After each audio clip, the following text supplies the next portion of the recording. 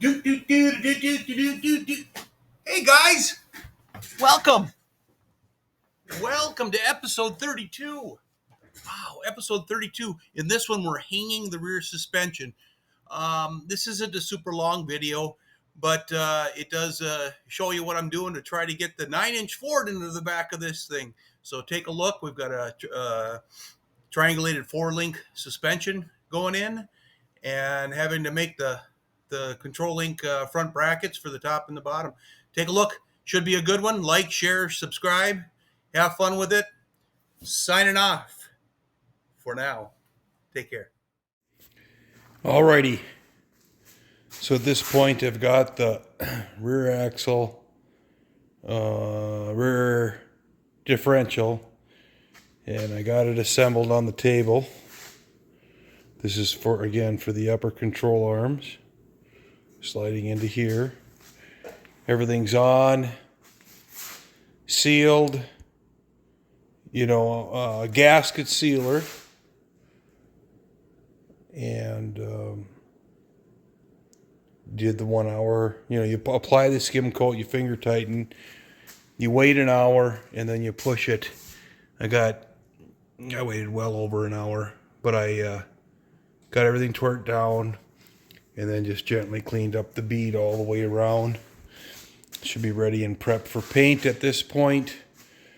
Of course, I'm not going to paint it until I get everything welded on. These guys got to get put on properly. Got to assemble the axles. Don't think I'll put the axles in, obviously, at this point. But I want to get everything pressed onto the axles so they're ready for install.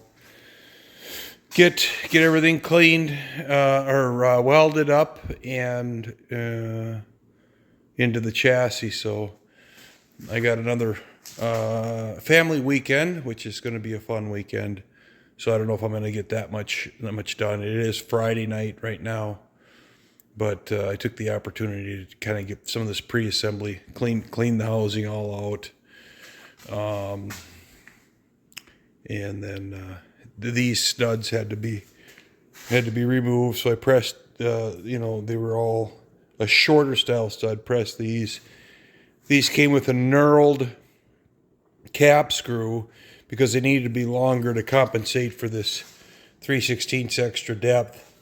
You can see the originals were a post and a lock washer assembly, and the lock is on the thread, but I mean barely on the thread. So had I used those up there, these are a 1/4 inch longer cap screw, knurled for the first 1/4 of an inch or so, 3/16.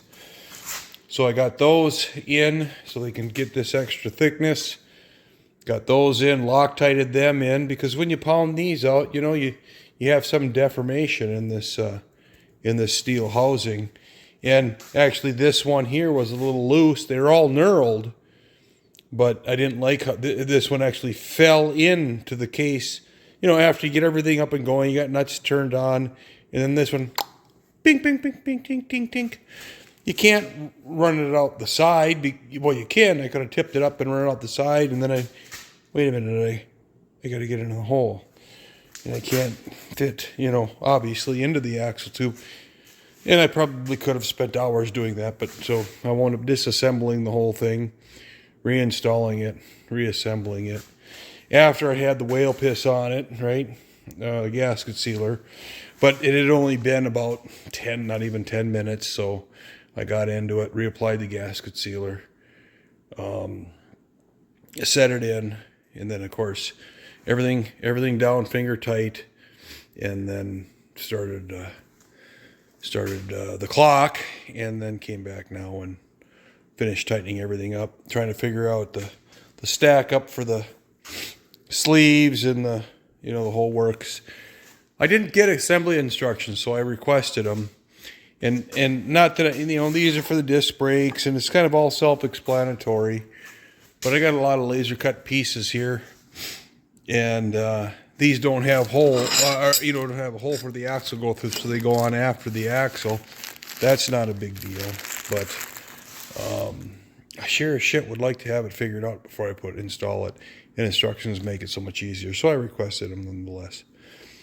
GM disc calipers will be installed on the back, and so that is the current status. Like to get her kind of tuned up and back in the chassis here, so I can get the mock-up done for the 4-link. But all's going well. Everything's torqued in, and at this point, again, just maybe let the gasket sealer cure out and go and lay down and spend some time with my wife. All right? Have a great evening. Hello, everyone. We got the engine back in. The cutouts for the headers, or the additional relief down in there, turned out wicked. The steering, I've got clearance. The shaft is a little closer. Let's see if we can get a shot of it. You know, it's close. About 1/4 of an inch to 3/8 if I get there. 1/4 of an inch, 3/8 of an inch. Somewhere in that neighborhood. This area, he's looking like he's getting a little close, but the exhaust will probably be down in this, below. It's hard to see the depth there. So that's working out as planned. And I began mocking up the rear control arms. And what criteria should I use to establish the upper and lower control arms? Well, starting with number one, my assumption was that they wouldn't encroach into this area, into the beyond the bend here. But they do. But criteria number one was I wanted some degree of integration into this. I was thinking the front of this, and then I would do if this surface were up here, that I would tie it in. But instead, it's actually cut because this is slightly lower than the top surface of this. It's, I don't know, 1/4 of an inch or so lower, about the diameter of that radius on the pipe. You can see all this. I'm gonna have to bring this up. I'm gonna have to raise this up. So I think I'm gonna raise it up a material thickness, 3/16, because the head of the bolt just hits when you're, doing your work to insert it. So I'm gonna bring that up just a little bit so that the bolt will come. You can take the bolt out and put it in easily. And so criteria number one was to tie it into this. Criteria two was to use the designed arm length per specification, and that'd be the right there, the drawings, because I was actively involved in designing this non-parallel suspension. In fact, it's my design. I had him fabricate it, which, quite frankly, I could have done it in the end, but again, it's time, and it didn't add cost having him make custom brackets versus purchasing these ears. There wasn't, to me, that was trivial. So he could spend the day putting those together, which wound up being more than a day. Okay, then I just took some angle, 1.5 by 2 angle, and the frame taper, so I just put a block in there, tack that on, plumb this out. Again, my chassis is at the correct rake, but not the correct height, but it's at the correct rake. So that's plumb using an angle finder. I have an angle finder on the pinion. I have the design length on the lower control arms. The uppers are not on. There's the mount for the top. just a jack, floor jack underneath to find my pinion angle. Engine's back in, sitting on the mount so I can establish my transmission angle or my output shaft angle. And so I'm going to match those two, of course. In this case, if you look at this, you say, hey, Fred, that's my name, Fred. This is sticking out and this is flush with the side. You probably didn't pick that up, but upon pointing it out, you can see it now. If you recall in conversation, I had them move the pinion 1 inch this way. Standard is 2 inches. I had to move it 1 inch this way. So I had to take the material off of there because the links are at the specific end of the axle. This bridge for the upper control arms moved that direction. So it's the location of the upper control arms that came to the passenger side. Okay? So I'm not changing the length of those, I just have to change the position that they're articulating on the front side to match that. So that was, as I'm setting it up, I'm thinking, oh, what the hell? And then I said, oh, I remember. And then it all came to me. So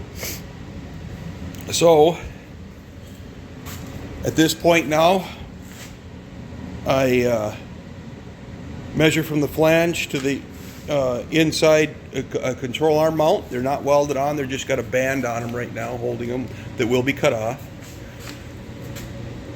Okay, measure that on both sides.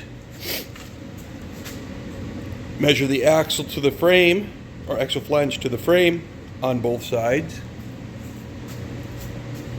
Okay, get it centered. Lock it at 3.5 inches. That's the design height. Let's see here. Very hard to see. Where is he?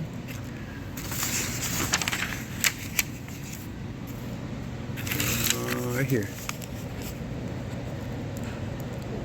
3.5 inches is my frame to axle height, design height. So I cut 2 tubes. One there to 3.5 inches. I marked. Very hard to see that. I just did a cut for the center line in there.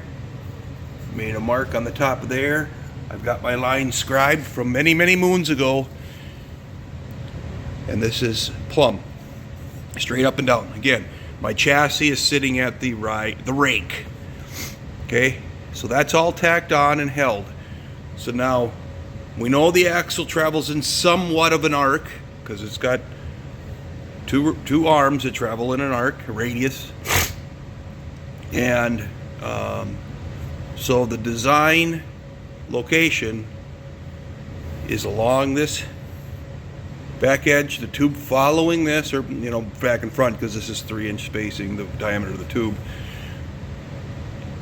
But I set it up and then take everything. I set it up, assemble it all, and then take everything, cut all the spot welds.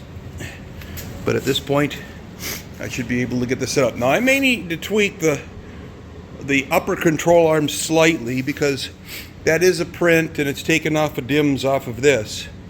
But these upper links are only tack welded on. So the emphasis here is to not have to change any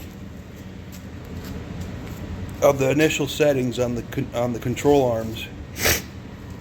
But certainly that the upper control arms are the exact same length and the lower control arms are the exact same length before I finalize this. So the parts that get tweaked is busting those spot welds and getting those calibrated Everything else is a true position. So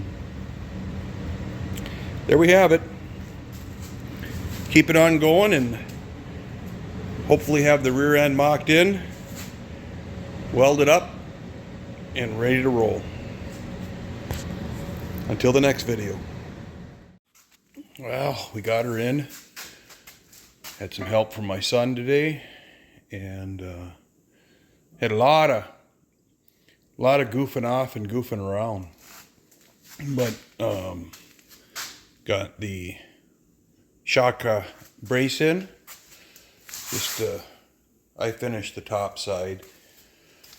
Of course, I want to finish the top side because now I'm going to flip the frame over or get it up to weld the bottom. But these were continuous brackets right in. Okay, so I had to make a continuous piece to saddle up to the ear, both sides. You'll note that the driver's side is a little farther that way than the passenger side is over the top of the frame. And that's because of the location of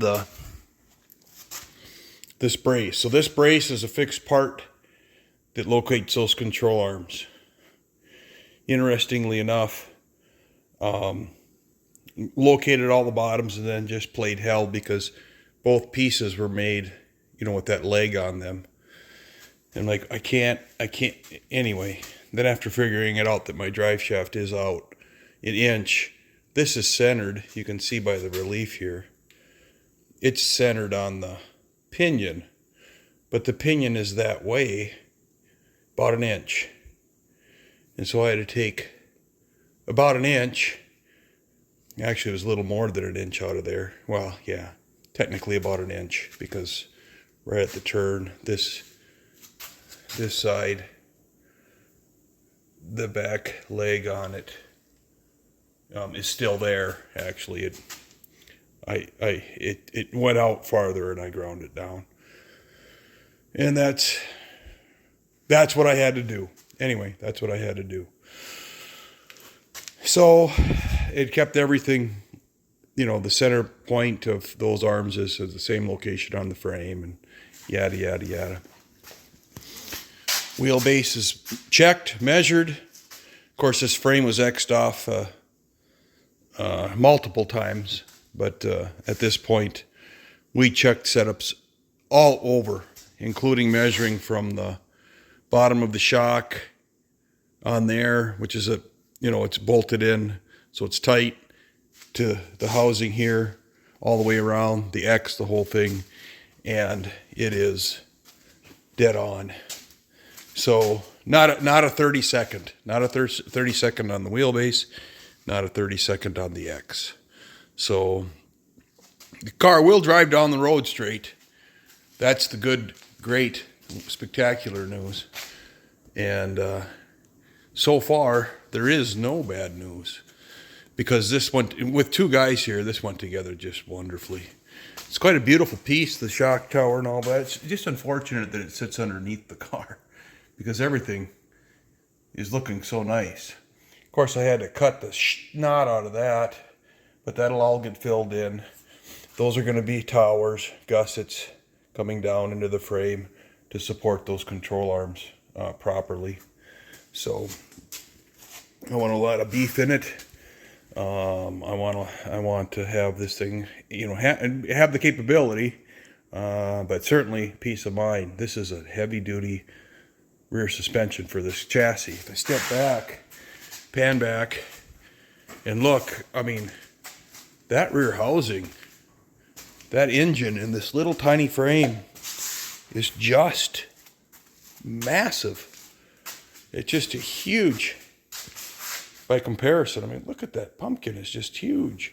It's more than a third of the frame.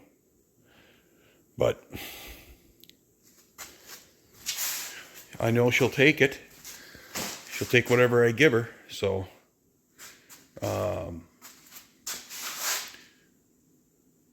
onward and upward, right? Just keep on going. But now, of course, I still got to just finish tacking out all the top, tying everything in, I'm going to build, again, towers, so it looks like it was formed into the frame, that kind of thing.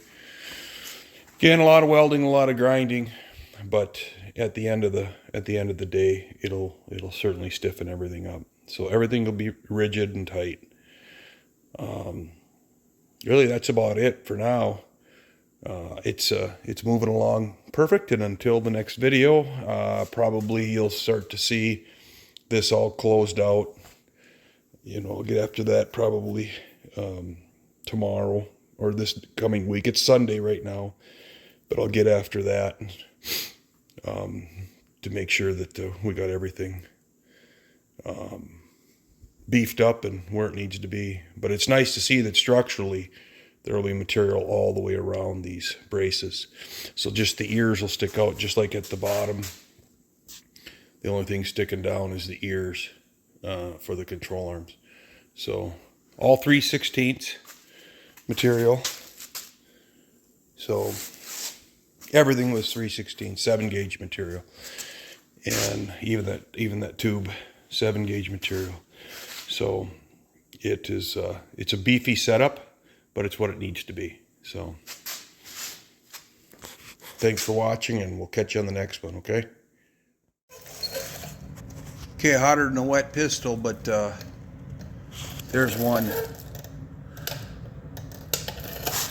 tower fully welded in. So that's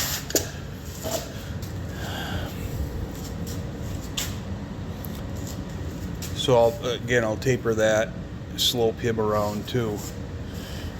But now, you tell me, somebody gonna be able to rip that out of there?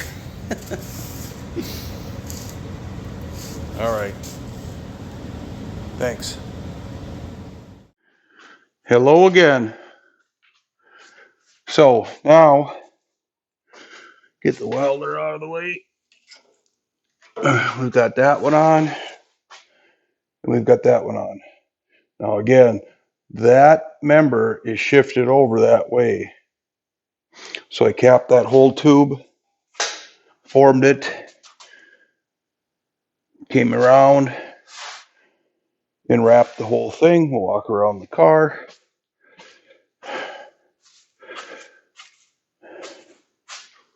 Tied everything in, nice and close. All the welds are nice and close to the ears, just like on this side.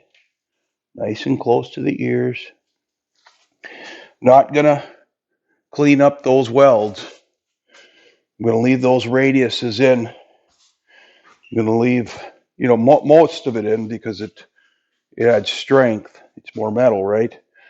But you can kind of see this piece I kept a straight line along that edge, but he had to tweak a little bit over because I wasn't going to go and cut those ears off and straighten it and put it back at 30 degrees. It's just how it was made. And quite frankly, I think it looks kind of cool like that. Anyway,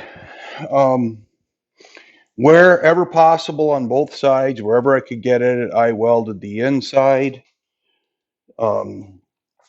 So there's weld on both sides wherever I could. Because this was a long piece, I put additional bracing on the inside bottom of that square tube, what was a square tube, and tied it in.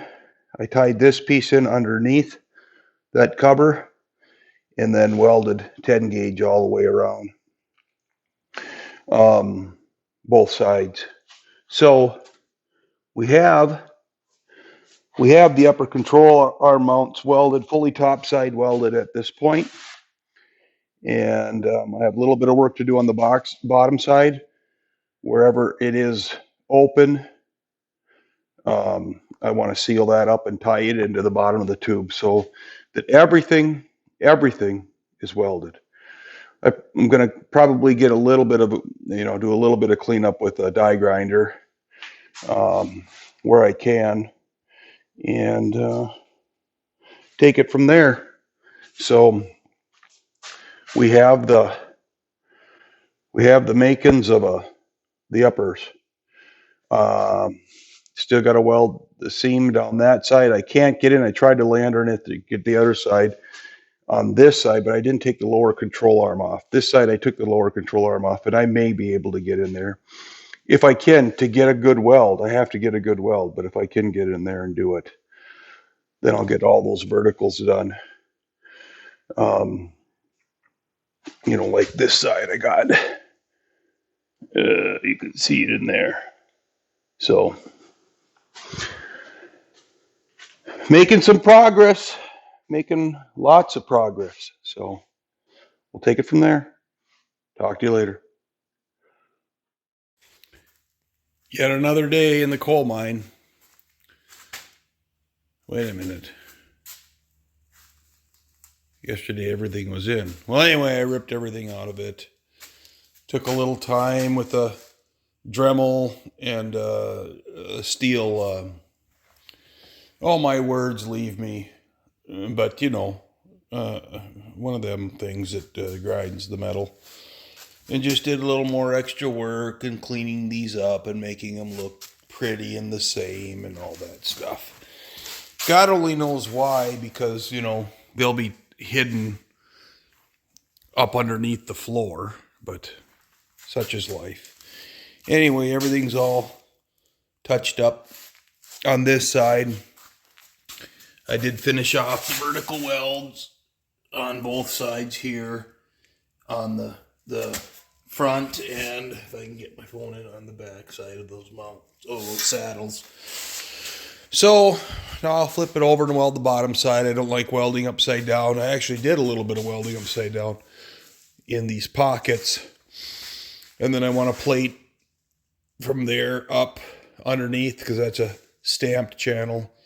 And I did plate all of that. Of course, the exhaust tube is plated. You'll see this when I video the bottom side, but I do want to finish that off there, so that'll cover up any of the ugly underneath the goobers and where you run the feeder wire from your welder up 3 inches to try to get a weld. Well, no, I got my gun up there, but I mean, it's harder than shit to weld in a band that wide. But I got her all welded, but it's nothing I'm going to address or call home to mom about. But she's melted in all the way around. Very, very satisfied. Oh, shoot, I forgot to grind. I forgot to grind those beads right there. So before I flip it tomorrow morning, I'll probably do that. Excuse me, and get all that dressed out. I'm started. So anyway, that's what you have. I got the bottom side of this edge, the mount, that edge, and then several small stitches on the once I flip it over, the lower link mounts, getting around those. So then I'll probably squirt it on the bottom side. I mean, most of this is already done. Maybe a little touch up if I got light spots up there. Squirt it, flip it back, let it cure out, flip it back over, and start on finish this side. Paint the rear housing, assemble the rear housing, paint all the links, all that stuff. And then I can do final assembly on the vehicle. Probably at this point too, I'll probably get the gear oil for the rear end because, I'd forget. Oh yes, route the brake lines, route the fuel lines. As it turns out, the fuel line location is for the return and the supply are in a perfect spot, as well as the rear brake port right there. So those will come on over and tie into the rear end through a flexible mount. And they did supply me with 2 front brake line hoses. Pretty reasonable length too. I have some stainless steels also that I might run because they're disc brakes. Why disconnect the brake line, right? So I'll do a flexible line. I got some weld-on tabs. I'll run run it across here, figure out where the hell I'm putting the T before I jump over to that. So that's fun stuff. And so that's coming. It's in the works, but little picture of the future and the present today. But we are on the road to finishing up the frame. Very happy with it. Thanks.